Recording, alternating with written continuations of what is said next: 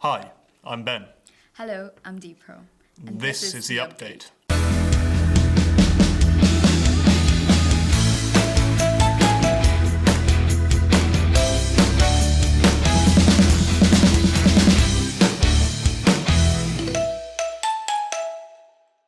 There is a parents' evening for the upper 6th and level 2 learners on 22nd of October. The day after that, there's Inset Days on the 23rd and 24th of October. That's 2 days before half term, which means we get a long half term starting on the 27th of October. There is also a UCAS deadline. Upper 6th learner must complete their profile, experiences and choices on UCAS before the half term. The Maggie's Charity 5-kilometre family walk has been rescheduled to Sunday, October the 19th. The walk will start from St David's Catholic College at 2 p.m. and return to the college afterwards. Upon return, refreshments and entertainment will be available.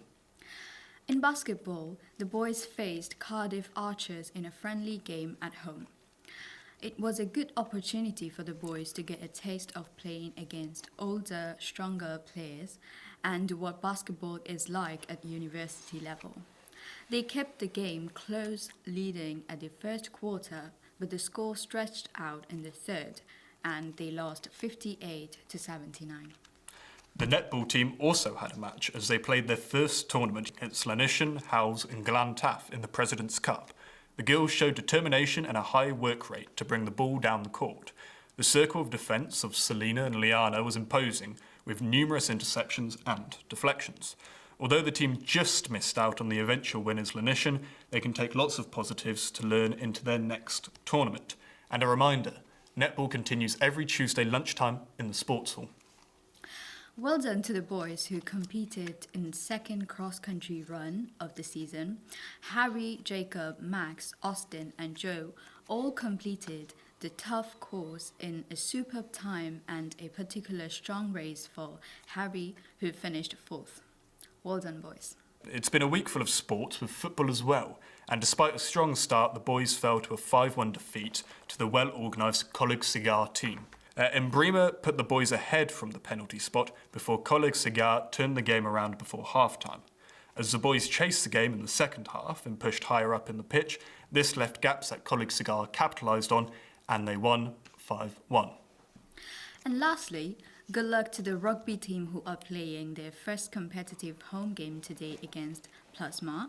We are looking forward to hearing how it went. Yes. We all know that physical health is a strong part of being good at sports, and if you'd like to improve your physical health, please feel free to use the gym. But it's members only, and inductions will run every Tuesday and Thursday until lunchtime half term. The gym membership is a one-off payment of £30 that will last you the whole year and can be made during your induction. As we both know, all these sports can't happen if there's rubbish weather, so we've got our resident weatherman on the case. Please take it away, Thomas.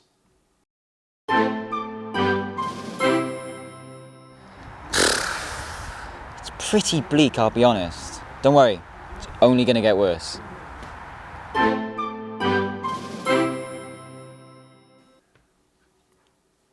Great, cheers. So we had a settling in survey, and we just want to thank all the students who completed it.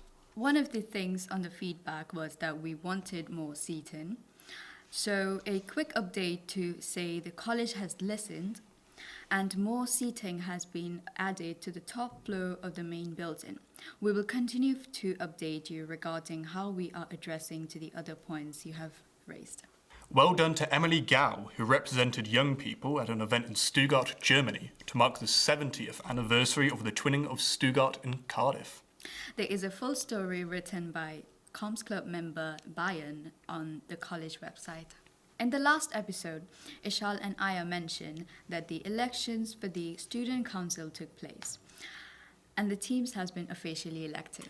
Well done to Ellie, who was elected as Deputy President, Jenny, who was elected as Secretary, Arwen, who was elected as Environmental Officer, and Asia, who was elected as the Extracurriculars Officer, which is a new role made to ensure the students have a voice on clubs and sports around the college. They join Ishal, President, Kevin, who is Communications, Joanna, who is Catholic Identity and Ethics, Neslihan, who is curriculum support alongside Fionn.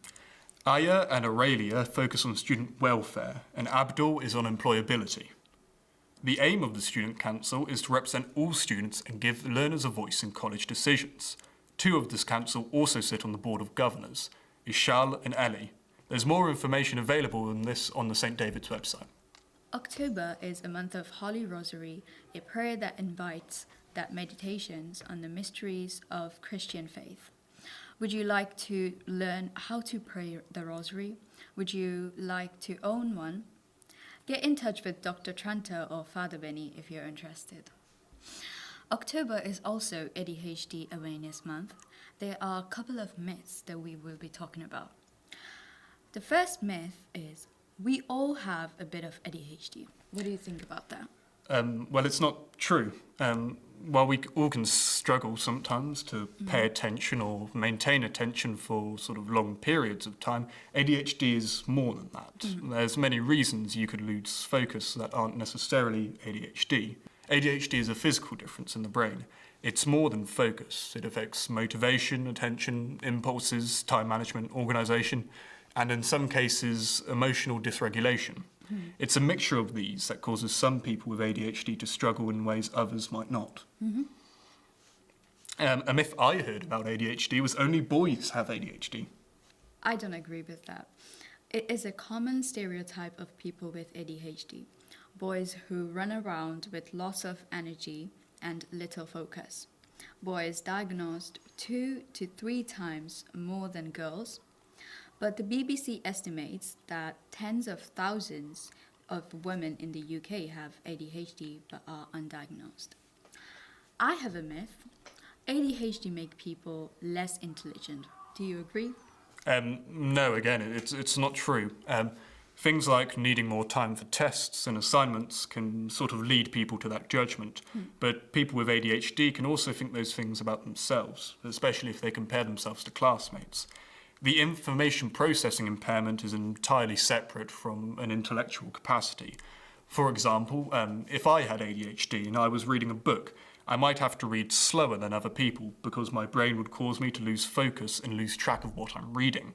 This doesn't mean that my brain is unable to understand the book, its themes, or the information inside it, but I may have to read it slower, which may lead to being less motivated to read, or I might get demoralised and want to give up.